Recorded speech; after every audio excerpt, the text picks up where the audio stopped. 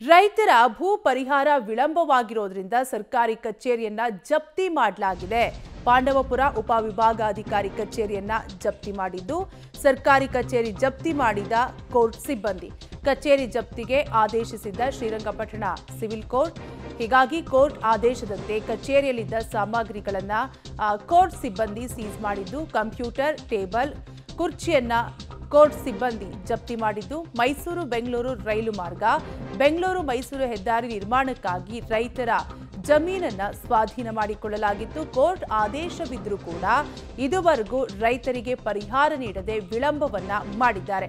2 ವರ್ಷಗಳಲ್ಲಿ ವಿವಿಧ ವ್ಯಾಜ್ಯಗಳಲ್ಲಿ 4 ಬಾರಿ ಕಚೇರಿ ಜಪ್ತಿಯಾಗಿದ್ದು, ಒಟ್ಟಾರೆಯಾಗಿ ರೈತರ ಭೂ ಪರಿಹಾರ ವಿಳಂಬವಾಗಿರುವ ಕಾರಣಕ್ಕಾಗಿ ಸರ್ಕಾರಿ ಕಚೇರಿಯನ್ನ ಜಪ್ತಿ ಮಾಡಿದ್ದು, ಪಾಂಡವಪುರ ಉಪವಿಭಾಗಾಧಿಕಾರಿ ಕಚೇರಿಯನ್ನ ಕೋರ್ಟ್ ಸಿಬ್ಬಂದಿ ಜಪ್ತಿ ಮಾಡಿದ್ದು, ಕಚೇರಿ ಜಪ್ತಿಗೆ ಶ್ರೀರಂಗಪಟ್ಟಣ ಸಿವಿಲ್ ಕೋರ್ಟ್ ಆದೇಶವನ್ನ ನೀಡಿತ್ತು.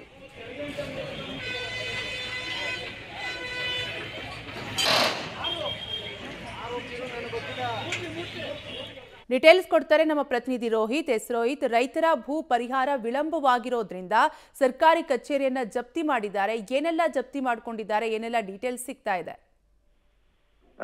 ಕಾವ್ಯ, ಏನು ಮೈಸೂರು ಬೆಂಗಳೂರು ಹೆದ್ದಾರಿ ಮತ್ತೆ ಹಾಗೂ ರೈಲ್ವೆ ಟ್ರ್ಯಾಕ್ ವಿಚಾರವಾಗಿ ಒಂದಷ್ಟು ಜಮೀನನ್ನ ಏನು ಸರ್ಕಾರ ವಶಪಡಿಸಿಕೊಂಡಿತ್ತು. ಈ ನಿಟ್ಟಿನಲ್ಲಿ ಎಸಿ ಕಚೇರಿಯಿಂದ ಅವ್ರಿಗೆ ಪರಿಹಾರವೂ ಕೂಡ ಬರ್ಬೇಕಾಗಿತ್ತು. ಆದ್ರೆ ಇಷ್ಟು ವರ್ಷಗಳಾದ್ರೂ ಕೂಡ ಅವ್ರಿಗೆ ಪರಿಹಾರ ಬರೋದು ವಿಳಂಬ ಆಗಿತ್ತು. ಈ ನಿಟ್ಟಿನಲ್ಲಿ ಆ ಭಾಗದ ರೈತರೆಲ್ಲರೂ ಕೂಡ ಕೋರ್ಟ್ಗೆ ಹೋಗಿದ್ರು. ನಮ್ಗೆ ಯಾವುದೇ ರೀತಿಯಾದಂತಹ ಪರಿಹಾರ ಬಂದಿಲ್ಲ, ನಮ್ಗೆ ನ್ಯಾಯ ಬೇಕು ಅಂತ ಹೇಳಿ ಕೂಡ ಕೋರ್ಟ್ಗೆ ಹೋಗಿದ್ರು. ಇದೀಗ ಪಾಂಡವಪುರ ಎಸಿ ಕಚೇರಿಯನ್ನ ಜಪ್ತಿಗೆ ಆದೇಶ ಮಾಡಿ ಶ್ರೀರಂಗಪಟ್ಟಣ ಸಿವಿಲ್ ಕೋರ್ಟ್ ಆದೇಶ ಮಾಡಿತ್ತು. ಆ ನಿಟ್ಟಿನಲ್ಲಿ ಇವಾಗ ಸಂಪೂರ್ಣವಾಗಿ ಏನು ಕಚೇರಿಯಿಂದ ಜಪ್ತಿಯನ್ನ ಮಾಡಿರುವಂತದ್ದು, ಅಂದ್ರೆ ಕಂಪ್ಯೂಟರ್, ಟೇಬಲ್, ಚೇರ್ ಇತ್ಯಾದಿ ವಸ್ತುಗಳನ್ನ ಇದೀಗ ಜಪ್ತಿಗಳನ್ನ ಮಾಡಲಾಗಿದೆ. ಜೊತೆಗೆ ಅಂದ್ರೆ ಅವ್ರಿಗೆ ಪರಿಹಾರ ಕೊಡುವ ನಿಟ್ಟಿನಲ್ಲಿ ಕೂಡ ಅಧಿಕಾರಿಗಳು ಗಮನ ಹರಿಸಬೇಕು ನಿಟ್ಟಿನಲ್ಲಿ ಕೂಡ ಕೋರ್ಟ್ ಆದೇಶ ನೀಡಿರುವಂತದ್ದು. ಕಾವ್ಯ, ಓಕೆ, ಥ್ಯಾಂಕ್ ಯು ರೋಹಿತ್ ಡೀಟೇಲ್ಸ್ಗಾಗಿ.